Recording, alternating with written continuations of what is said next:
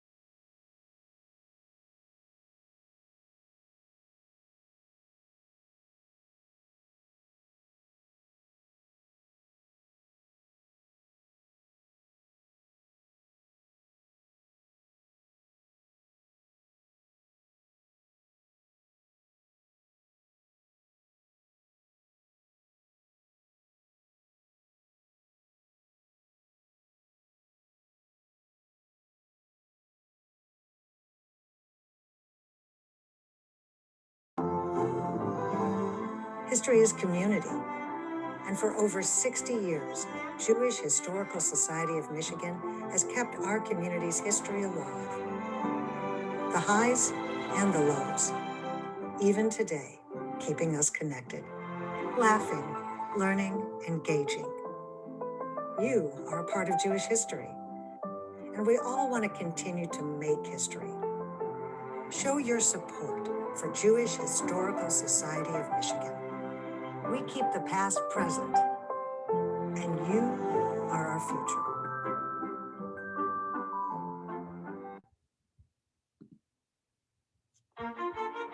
In the late 19th century, the city of Detroit Good was evening, just beginning to everyone. emerge as the manufacturing just- mecca it would. Good evening, everyone, and welcome to the first in a brand new programming series, Shattering the Ceiling. We are very, very excited to have our first interview with us here tonight, Molly Reeser of Camp Casey, which it brings happiness on horseback to kids with cancer. And before we get started, we are going to show a little video about Camp Casey. But even before that, we want to say a special thank you to Ann Conrad for all of her support and sponsorship of this program. We are so grateful for everything that she has done. Before we get started with Molly's interview, she will be interviewed by JHSM President Risha Ring. We wanted to give you a little peek into what Camp Casey does, and then we will talk to our current history maker, Molly Reeser. So just give me a moment and I will get it shared with you, and we will get our little peek at Camp Casey.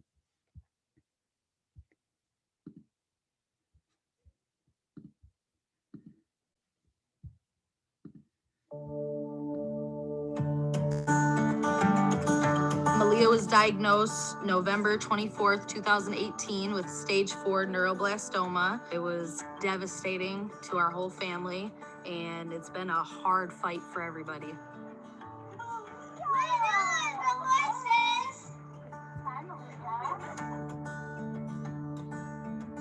We've heard about Camp Casey through CS Mott Children's Hospital, through our parent host, Mary.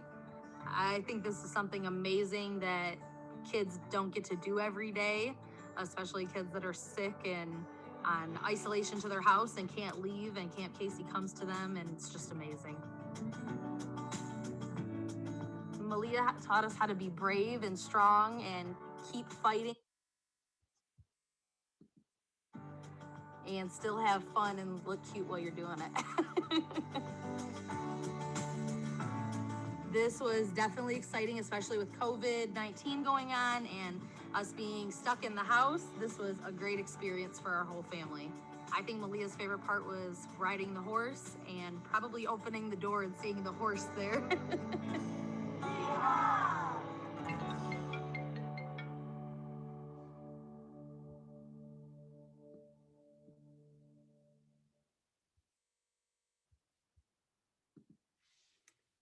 And now to Risha Ring to interview Molly Reeser of Camp Casey.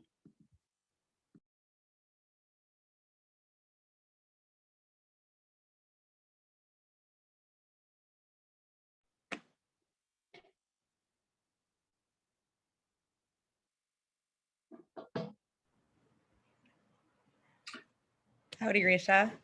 Hi. Well, thank you, Molly, for being with us tonight. I think the best place to start is in the beginning. Tell us a little bit about your Michigan roots. Where did you grow up? Where did you go to high school and college, et cetera? Just a little bit more about you, Molly. Great. Well, thank you so much, first of all, to everybody here tonight who is viewing, and to Ann and Dave Conrad for inviting me to be a part of this. I'm just very grateful to be able to have this opportunity to tell my story. And I suppose that begins with being born and raised in this great area. I actually am from Farmington Hills, where I grew up. I went to Walled Lake Western High School, and then I moved to go to Michigan State University. And that is actually where my journey really began with Camp Casey. I moved to East Lansing, attended Michigan State. I actually have a degree in journalism. And when I went up to MSU, I had it in my head that I was going to study journalism, then move on to become, a very well-paid, well-respected writer, maybe in a big city like New York or Chicago or LA, somewhere glamorous, I think, as most young, kind of naive young women I think of, going off freshman year of college. And it was there that I ended up working part-time on a horse farm just outside of East Lansing, just to earn some extra money while going to college. I worked on a farm, mucking horse stalls, teaching riding lessons. I had experience with horses from my childhood, and attended horse camp as a young girl. So going off to college, it was a wonderful job for me to work part-time on a farm where I could earn a little extra spending money and do something that I really enjoy, which was being around animals. But it was there that I ended up meeting Casey. Casey is the young girl who the program Camp Casey is named after. I was teaching riding lessons at the time, and Casey would come out and go horseback riding with her friend. And it was actually a way for her to escape what she was going through in her personal life. She was a young girl, only about 10 or so when we met.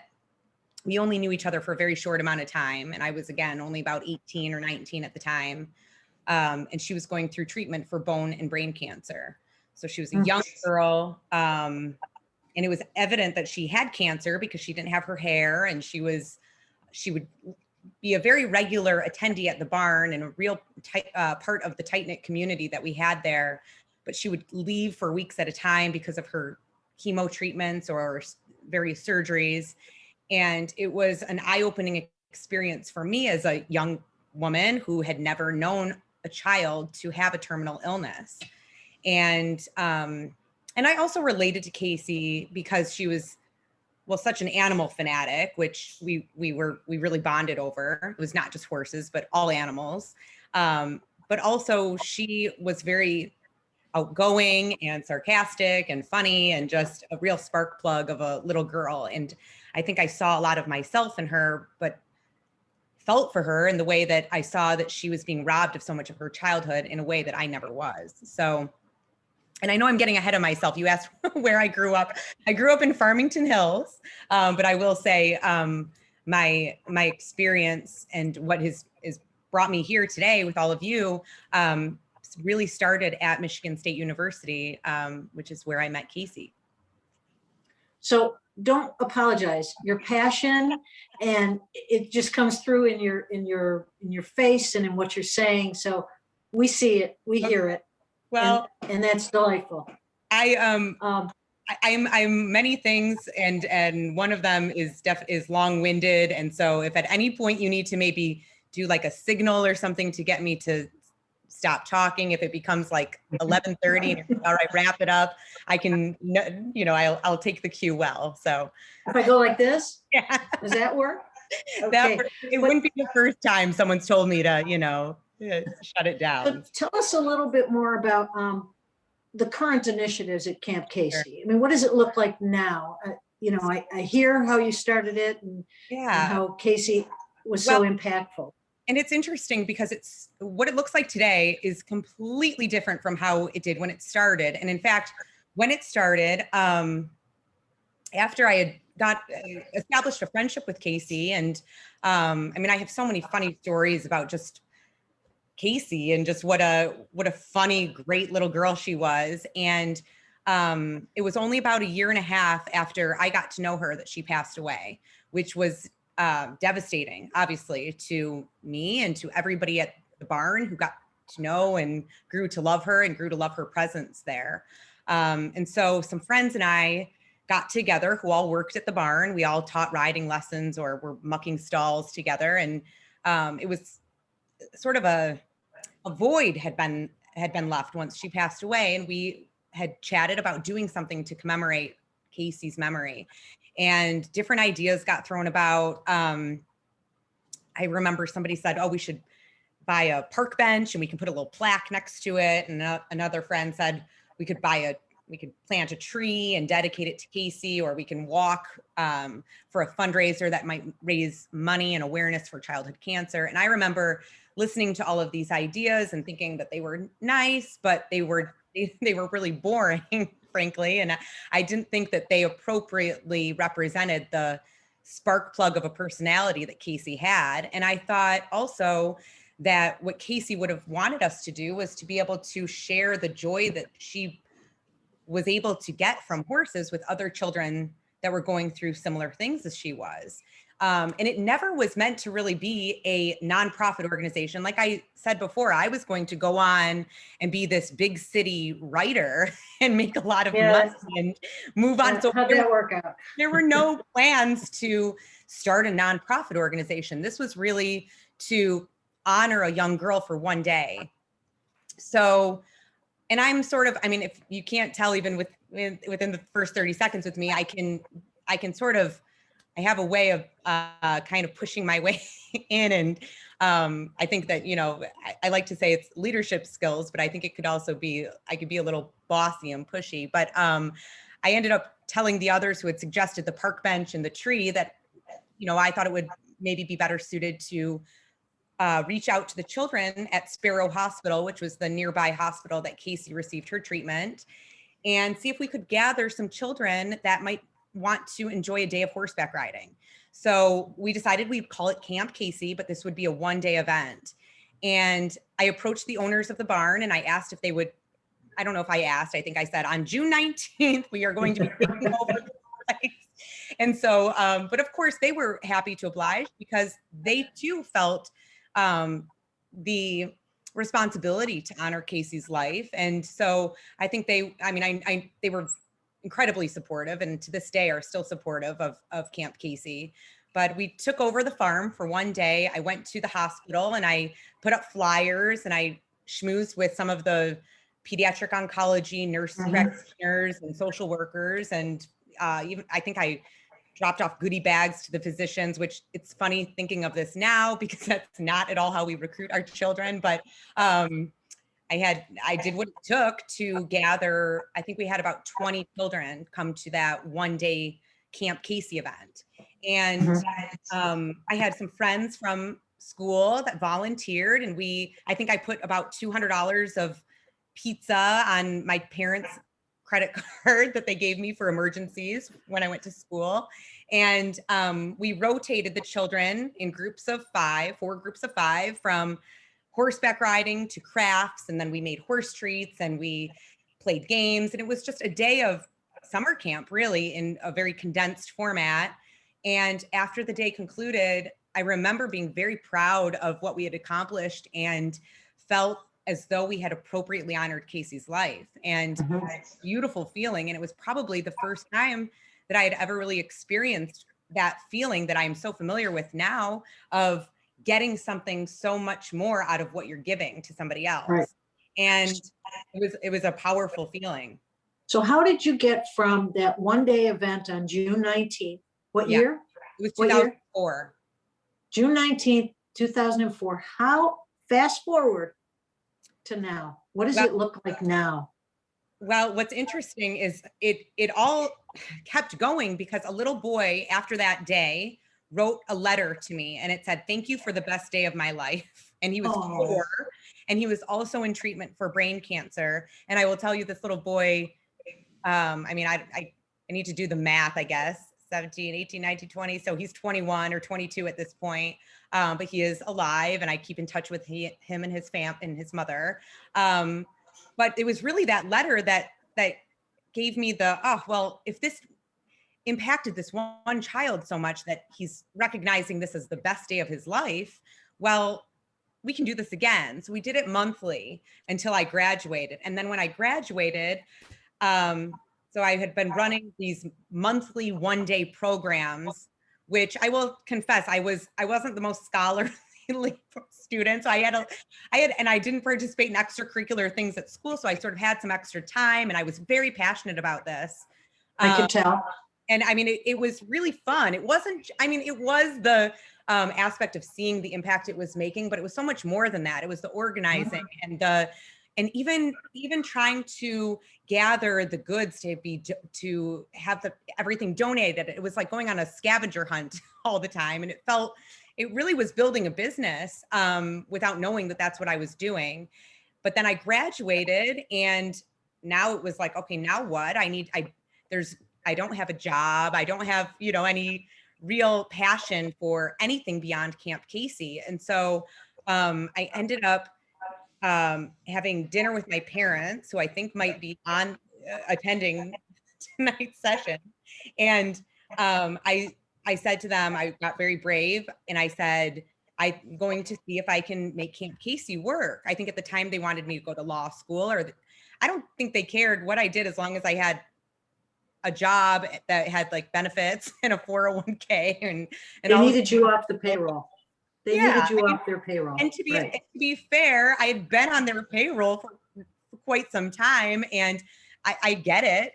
They were wanting to know that they had put in a very valid investment in me and sending me to college, and I was so grateful for that. But I said, I want 1 year of just waitressing and seeing what I can do to build this, because I believed in it. I saw its impact. I felt it was waking me up in the morning. It was the last thing I was thinking about at night, of how this could grow and its potential. And I'm researching it, and there's nothing like this in the country. So there's all sorts of therapeutic riding programs, but nothing that targets children with terminal illness. So I really got excited about this idea, and I don't know that they would ever admit this, but they were not excited about this idea because they wanted me to have a more conventional plan. But I said 1 year it will take for me to waitress and see if I can really build this organization. So I did that, but that 1 year turned into 6 years of doing all sorts of odd jobs. I waitressed, I taught fitness. There was no Uber at the time, but if there was, I would have been driving an Uber car or delivering food, whatever it took. And I built the organization as I hustled, really. And today, now 17 years later, it is an entirely different organization than it was when it first started. And the organization sort of took on a life of its own. And I really had to keep up with its growth and be very flexible with the vision that I had. I mean, there were certain things that I knew I had to stay true to the core which was that it was going to be a program that offered free services for children with cancer, but it's become so much more than that now. In fact, we now offer 4 different programs for children with cancer. We also serve the sickle cell population. And then most recently, as of 2020, actually, we've opened our parameters to serving children with all life-threatening illnesses. We serve 1,600 people a year, and we have a hub in Southeast Michigan, and we also have a satellite in the Grand Rapids region. So, and there are 4 programs that make up Camp Casey. And I know that that's been your original question. What do you do now? So we do not offer these one-day pony camps or horse camps as we used to. Instead, we offer a variety of options for families. And that's because the families that we work with are all going through very different challenges at very different times. And so we have created a menu of options that can really be tailored to their specific needs and their treatment schedules and their summer schedules. And so just to sort of give you a very quick synopsis of what those are, the first is called Cowboy Campouts, and this provides an all expense paid horseback riding vacation for families to enjoy together. We send groups of 10 on this excursion. So we operate the program twice a summer, once in June and once in July, serving 20 families in total. And the families will get to go to a location. We operated out of the Double J Ranch, which is just north of Muskegon. Actually was, it used to be owned by the Lipschitz family, which was a Jewish family in Detroit. And they actually were the first to open their doors to us and to welcome the families when that program started, I believe in 2006. And that's been a wonderful way to give families the chance to connect with each other in an environment that seems very unplugged. They go horseback riding, there's campfires, there's an indoor water park, there's hay rides. It's a chance to go on a vacation during a time where families would not be in a position to plan a vacation emotionally, financially, sometimes even physically. They can't even think of how to book a reservation somewhere because they are under just so much stress at the time. We take all of that away for them. We tell them where to go, what to pack, and they simply show up, and they are surrounded by Camp Casey's team, and then also 9 other families around a campfire who are all going through similar circumstances. And oftentimes we'll see at the Cowboy Campout right away. I mean, within the first hour or so, I would say, of the excursion, the wigs start coming off because the children are surrounded by other children who are wearing heavy wigs, and they want those off as well. So they're able to be around other families who are in different stages of treatment than they are, and they can be provided with encouragement, support. It becomes an unintentional support group. We never bring up cancer, but 100% of the time it has to come up. It has to come up. Sure. And there are lifelong friendships that are created, not only between the children and the team of Camp Casey representatives that are there facilitating the weekend, but among each other. So that's the Cowboy Campout program in a nutshell. I could go on and on about the Cowboy.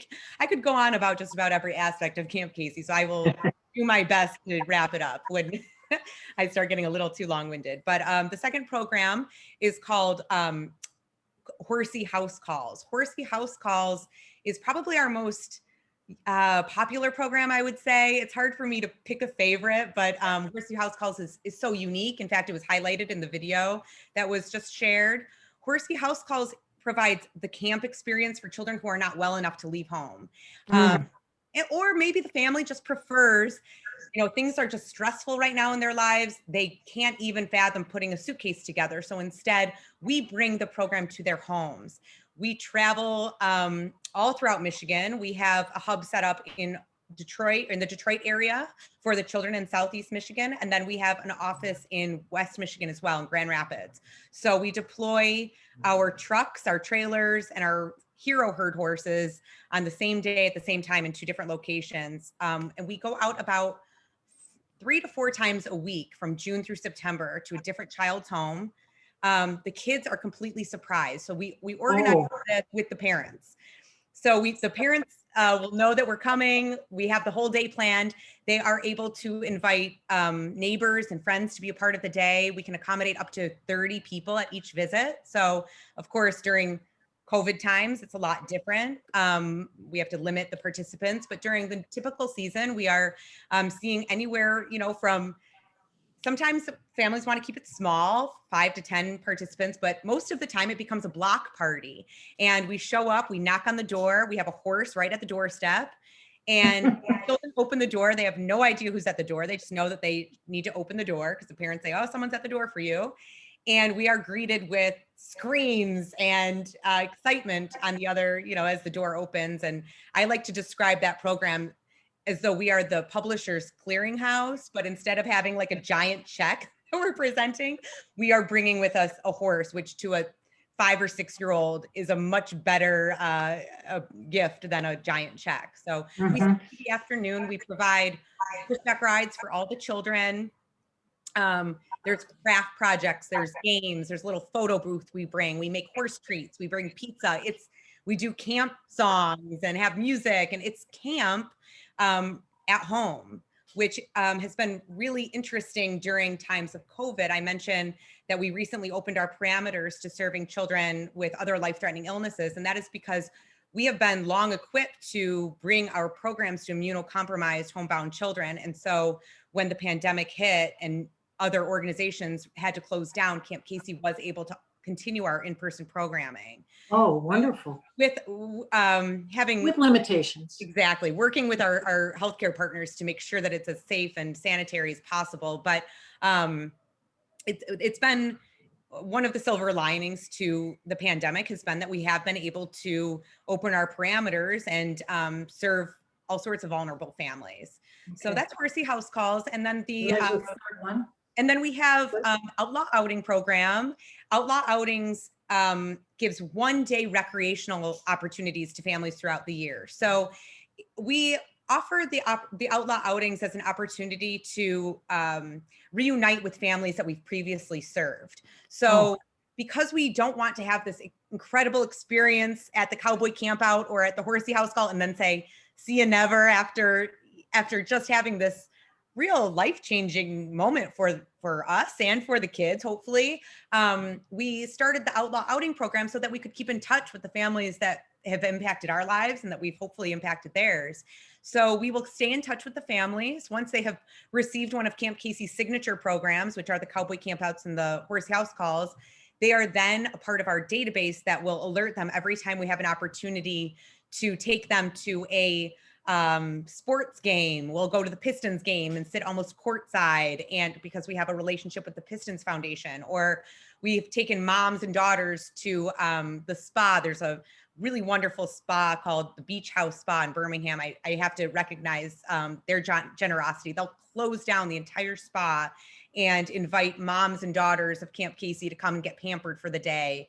We will take families to apple orchards and pumpkin patches and trail rides at Mayberry riding stables. So we are always looking to connect with families throughout the year. And what I love about the Outlaw Outing program is it gives the children an opportunity to show off how well they're doing. And a lot of times the little girls will come and say, oh, Molly, look at how long my hair has grown. Or they are showing off their mobility skills and the things that oftentimes, most children never think about, and they are so excited to share that with the volunteers that they've established such a connection with. So, and then we do have another program that actually started because of COVID-19, and that is the Lone Star Getaway program. Now, Lone Star Getaways happened to be something that we started out of, I just want to be honest, out of desperation, because we didn't know what we were going to do just around this time last year when everything was shut down. We had made promises to funders to spend their money and we had raised our funds to make sure that our Cowboy Campouts could take place, which is the program that offers the weekend retreat with 10 families going together. That was a program that we knew right away that there was no amount of amendment that we could make to it to responsibly complete that program. It just would not be safe. So Thankfully, the Double J was wonderful, and they understood that we could not bring our 20 families that we would be bringing last summer to their resort, but we had the funds and we had the families signed up. So we got creative and innovative, and I do believe that out of times that we all have seen, that is where innovation and creative juices get flowing. And we ended up coming up with the Lone Star Getaway program, which I'm very proud to say is now a permanent part of our offerings. Oh, What good. we're doing with Lone Star Getaways is we take individual families and we send them on trips to privately owned vacation rental properties.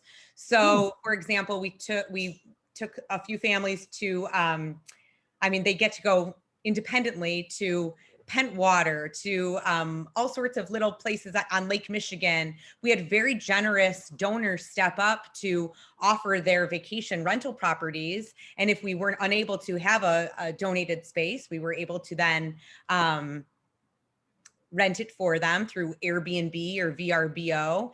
And we were able to give families some respite and some time away, again, during times they would not be able to plan or pay for this. But these are families who are going through such challenging times, and being home, looking at the same four walls all the time, it was a very welcome escape from their reality to be able to take off for the weekend. Wonderful. So even during COVID, you're able to service, you said about 1,600 people per year, which is fabulous. Yes. And so I want to get to our mission, our Jewish Historical Society mission, and how has being a part of Michigan's Jewish community impacted your life and your work, and are any particularly Jewish values and experiences that have helped to shape you to be the person to come up with this wonderful program? Oh, well, it's It's a interesting. long question, but you get it. No, I will start by saying that growing up, I've always identified as being Jewish, and it really wasn't until I became a little bit older and I went on the birthright trip, where I really got to experience sort of my roots and develop that real sense of pride for being Jewish.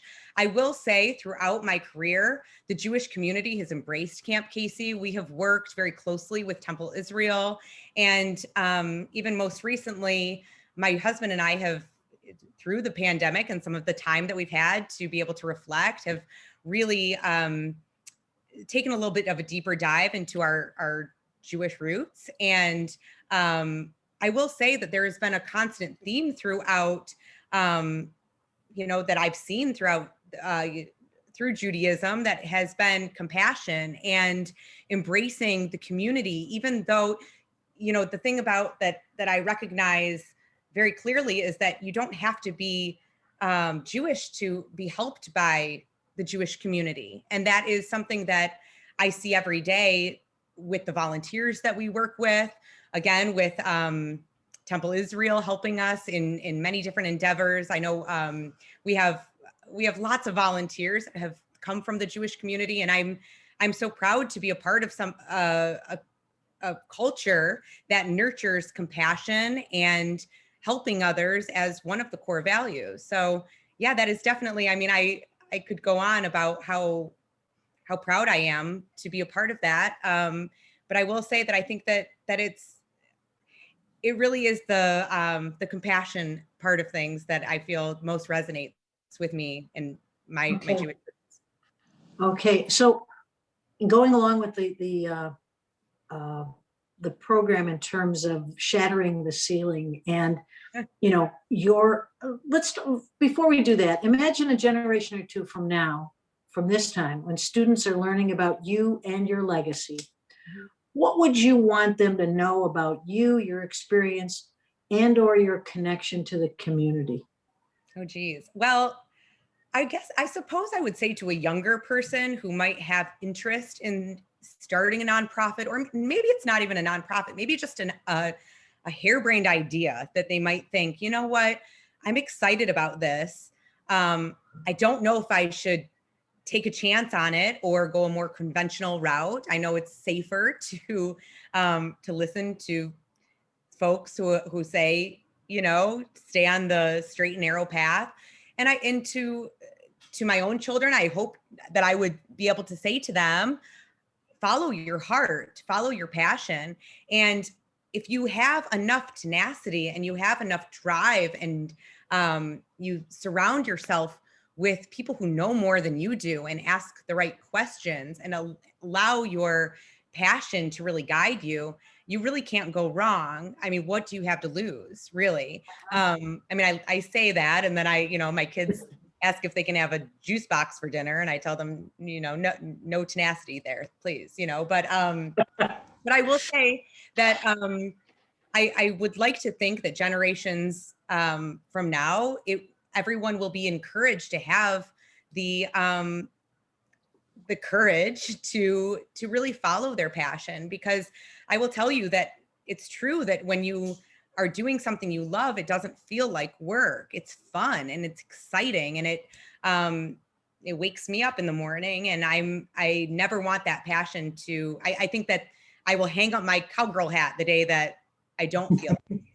Okay, so as you know, Ann Conrad was involved in this series, and she is strongly supporting it and calling it Shattering the Ceiling.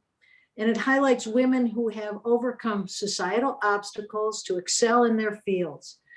And you're one of those women.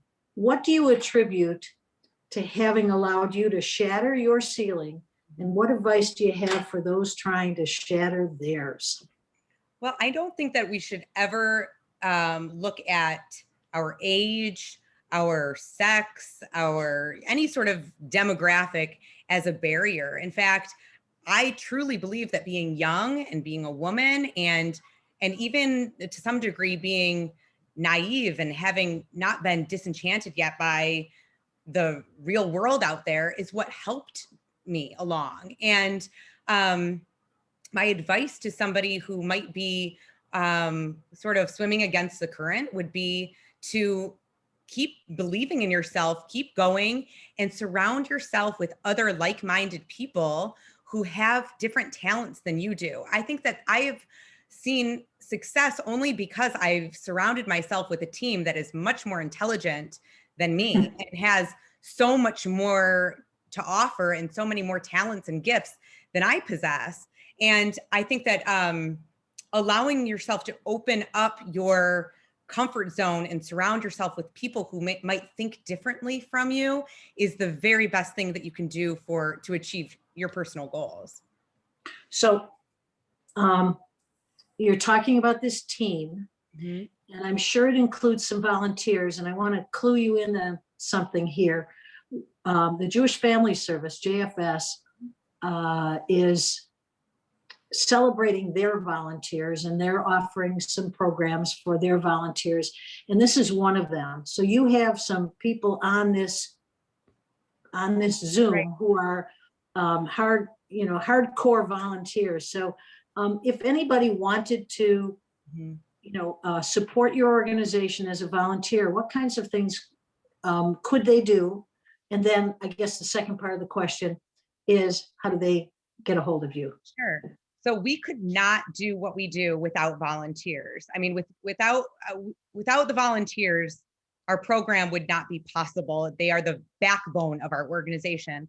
We have a core of about 500 local volunteers who regularly volunteer with us. At each Horsey House call, it requires 5 volunteers to be a part of the visits. And like I said, we go out several times a week from June through September, all throughout Michigan. So we are constantly trying to engage volunteers, and the volunteers that are with us are just salt of the earth people who I know get just as much out of volunteering for Camp Casey as they're giving to the children that they are working with. To volunteer with us, you don't have to have any horse experience. I know that's usually our number one question is, well, I don't know anything about horses. How can I possibly volunteer? We have a team of equine professionals that we actually employ to conduct the horse-related parts of the day. What we need are sidewalkers, those who can walk alongside of the horse if we are working with a child who has mobility issues, for example, which oftentimes happens from different brain cancers that we will see. We need volunteers to help set up the arts and crafts station and facilitate crafts. And you don't need to be, a Monet to to do our craft station. I can hardly draw a stick figure, but I can certainly help, put a painter's palette together for our children. And that's something that we always need help with. Pizza distribution and being a photographer for the day. So there are so many different ways to volunteer at the Horsey House Calls. So no course experience is necessary. You do need to be 16 years old or older. And you do have to be, I like to say, we don't, as Western as we like to theme everything, we don't want any outlaws. You do have to have a clean criminal background. Of course, you're working. So, and it's very easy to become a volunteer with us. You simply go to our website, which is camp-casey.org, camp-casey.org. And there's a one-page application.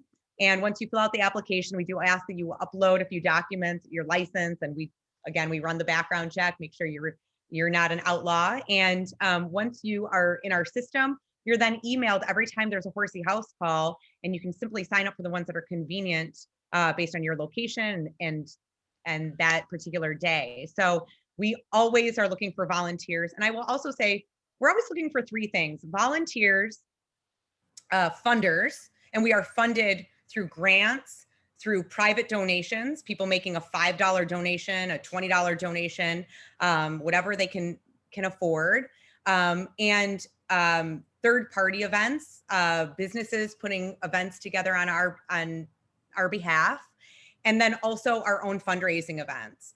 We have an annual gala event, the Gold Rush Gala, where everybody wears gold and comes to the Fisher Building. Of course, in light of the pandemic, we are unable to offer our in-person fundraising events. So we have gone virtual for most of those, which has not brought in the kind of funding that we've needed, especially considering that our programming is up during times where our fundraising is down. So fundraising is always something we're working toward. And then finally, we are always looking for campers.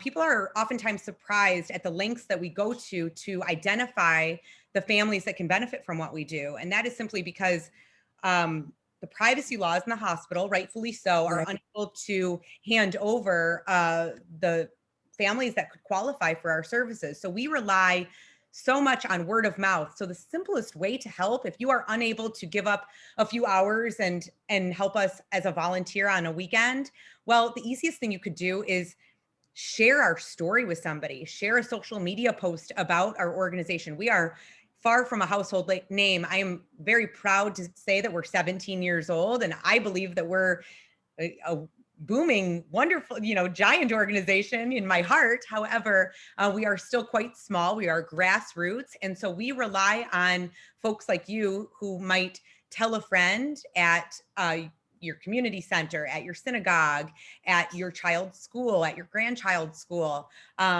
post it on your social media and spread the word about what we do. Because I will tell you that most of the children that we receive applications for come from referral sources. So always looking for more families. So you said that your parents are on this call. I think so. They said so they their were. Their daughter in the last 17 years has created an organization that services 1,600 children per year, that has 500 volunteers. And I don't know how large your staff is. Oh, we have a 4-person staff. So we have a very small but mighty team. Yes. And in these 17 years, you have positively impacted thousands of kids.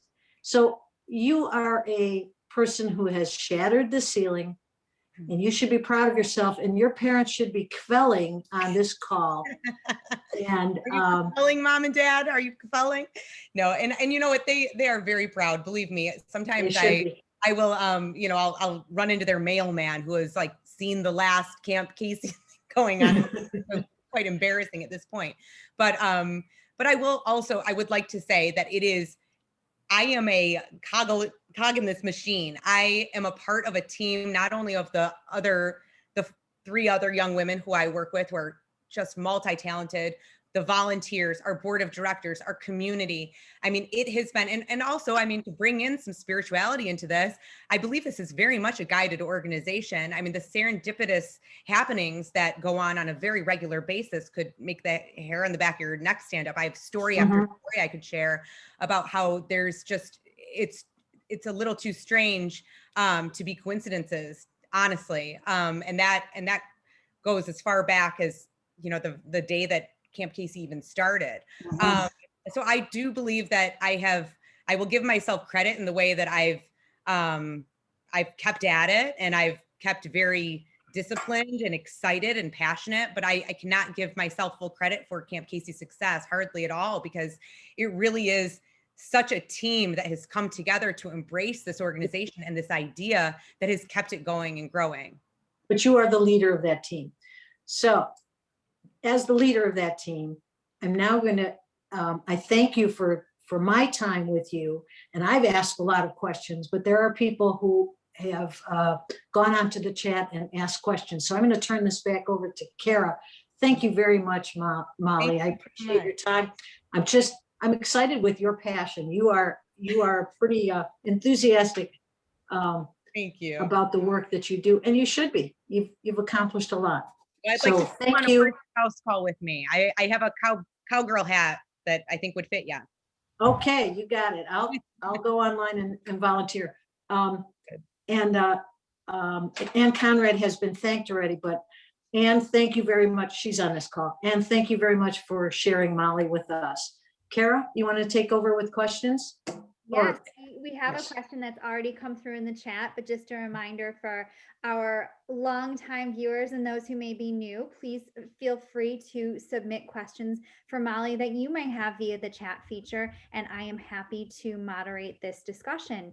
The first one that came in, and I think you have answered this, is how do you fund your programs? Yes. So 3 different ways, private donations, and we're always looking for monthly donors. In fact, we have an online event that is going to be taking place on Tuesday, April 27th, called the Golden Spurs Sneak Peek event.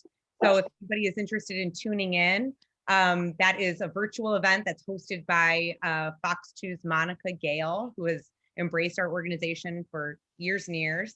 And the sneak peek is going to highlight how we've overcome the pandemic and actually really flourished through the pandemic, what our plans are for this coming season, which commences the first weekend in June, and then also encourages support from monthly donors. So we are looking for anybody who might be interested in giving a $5, $10, whatever they could afford on a monthly basis that can keep us sort of pledged to continue supporting our organization. But one-time donations, donations that tribute a loved one, either for a celebration or a wedding or any kind of, or sadly a death in memory, any kind of donation that comes through is very well spent. So that's one of the ways that we are funded. Grant initiatives is another way that we're funded. So we work with local family foundations. We are not funded through the state of Michigan or any federal funding or anything like that, but we do have quite a few relationships with some family foundations, many that are in the Metro Detroit area, that we are so grateful of. And without their support, we would not be able to continue growing as we have. And then finally, our own fundraising events, which typically take place at really beautiful venues such as the Fisher Building downtown, or we'll have an annual breakfast, but sadly the pandemic has sort of changed those plans and we've had to go virtual, which I know is not nearly as fun. Usually we will bring a horse to a lot of our in-person events, which is not the same when we're all meeting through a screen, but I will say that it's equally as important to the work that we do, because those events are what's keeping our organization going. We operate on a quite small budget.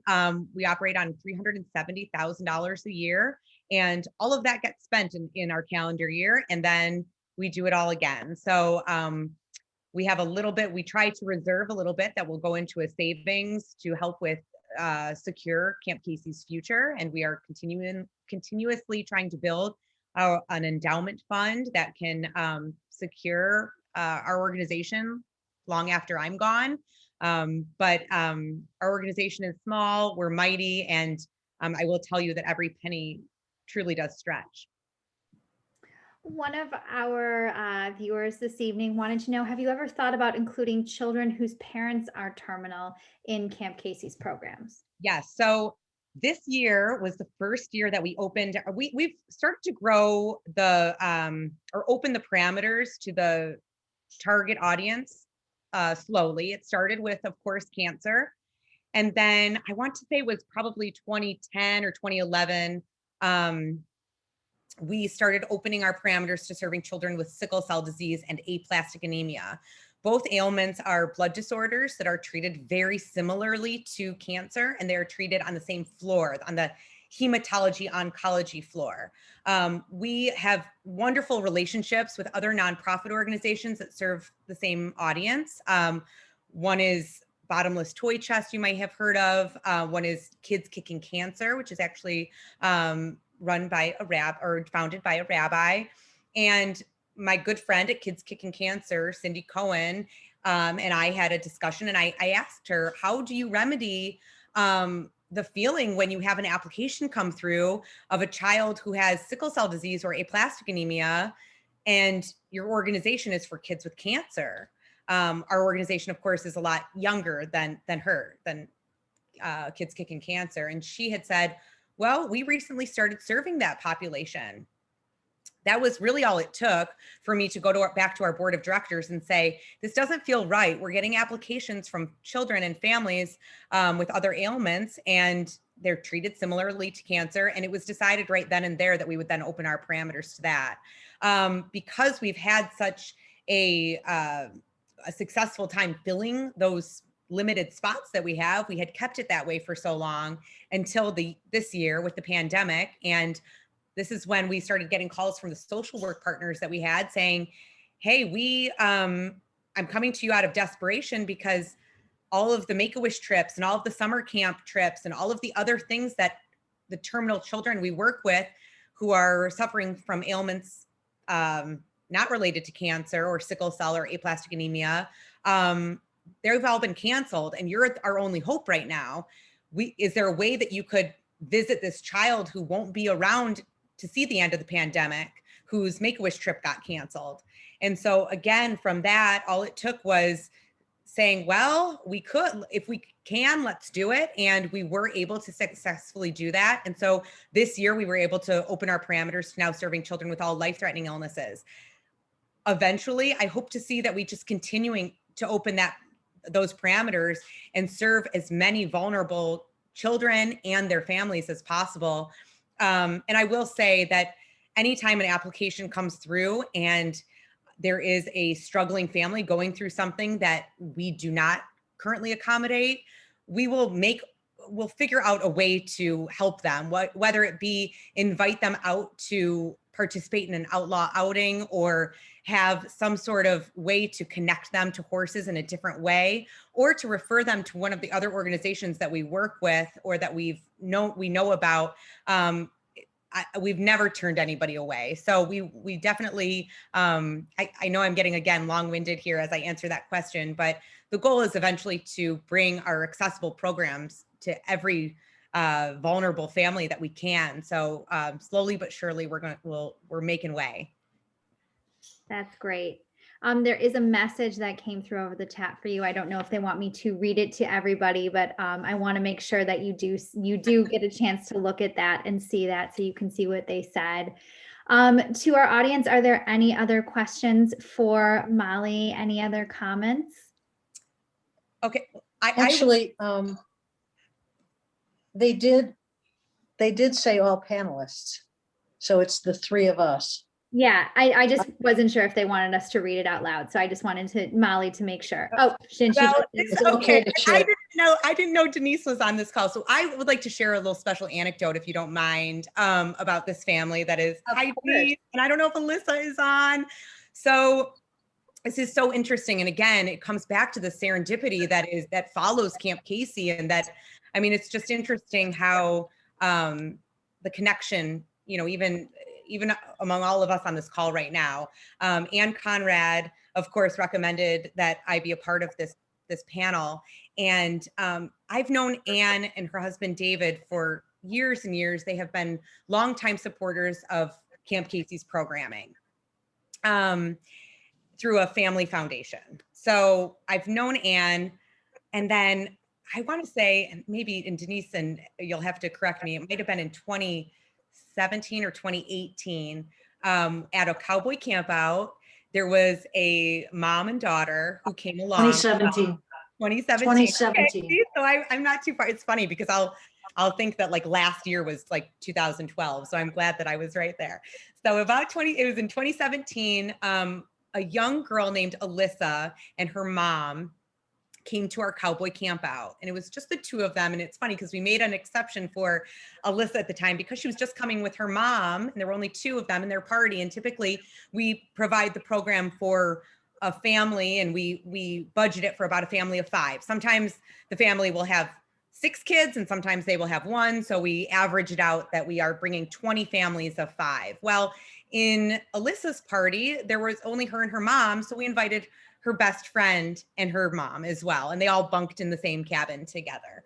And they were just the sweetest young girls. On that weekend, we immediately bonded with everybody, but Alyssa had a spark about her, and we just she and her best friend Jillian. I hope I'm getting Jillian's name right. I do think it was Jillian.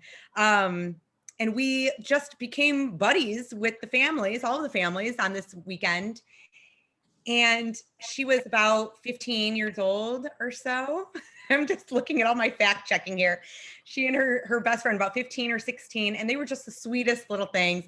They were helping all of the other little kids. They were sort of like junior counselors that weekend, but we had a blast with them. We're all young women.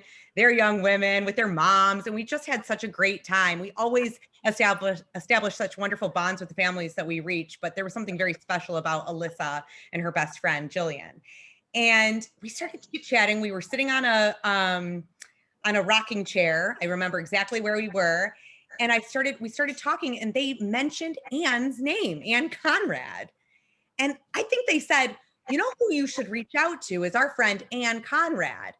And I said, Ann Conrad, I know her very well. In fact, you are here because of Ann Conrad. And it was like, it was the coolest situation ever, because we were able to connect so many different dots and then report back to Ann and really share this wonderful experience that everybody was able to have because of Ann and David. Now, what's really wonderful about Alyssa and her mom, Denise, and her friend Jillian, but especially Alyssa, is that after receiving the services from Camp Casey, she was compelled to come on our side and help us as a volunteer. She started volunteering with her mom and her best friend at the Horsey House Call visits. And then she came on board to become an activity leader with us and really help design this part of our seasonal team that travels to the children's homes for the Horsey House Calls and helps facilitate games and crafts and the photo booth. All of that was kind of Alyssa's brainchild. So it was such a cool thing to be able to see somebody experience the joy that Camp Casey was able to give and then bestow that on other children who were going through what she went through as a child. So I'm so honored to see that Denise is on this call. I didn't know she would be on this call. And I have such a huge spot in my heart for Denise and for her daughter and for Jillian and for Ann and David for bringing all of us together here tonight. So that means that just means more than I could ever express to see that beautiful comment in the chat that that Camp Casey impacted them so.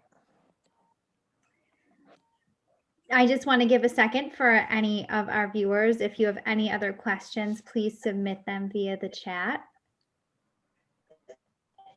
We'll just wait a second to see if any other questions come through. So you spent Molly, you spent some time talking about Alyssa and Denise and Ann. she's trying to give you a compliment, so I'm going to read it. Molly, you and your wonderful organization have changed my family's life for the better. We will forever be grateful for the love and compassion you showed us during Alyssa's struggle with Hodgkin's lymphoma. Praising God for leading us to you in Camp Casey. Lots of love to you, Ann and David Conrad, Denise and Alyssa.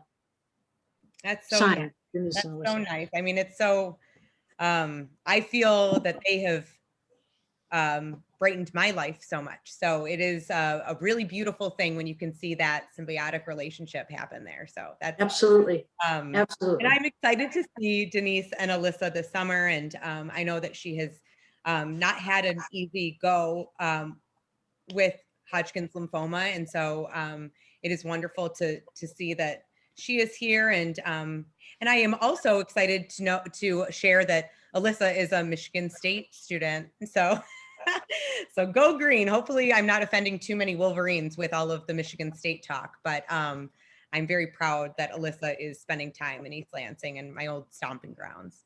Well, we have a mixed group here, so you don't have to worry about it. We've got Michigan and Michigan State. But Molly, thank you again for being with us tonight. This has been so wonderful to learn more about you, to learn about Camp Casey, and see your connection and how you are making history right now in our Michigan Jewish community. Again, thank you so much to Ann Conrad for everything she has done for this program. We are so appreciative and so grateful. And we are so excited again that you were here with us this evening. We hope that you all will join us on another program soon. You can see our upcoming events by visiting our website, mishjewishhistory.org/calendar. And we hope that you will register for an upcoming program. Again, thank you, Molly. Thank you, Ann. Thank you, Rishta, for your wonderful interviewing skills tonight. We really appreciated those too. And we'll see you all again very soon. Bye-bye, everyone. Thank you. Thank you. Bye.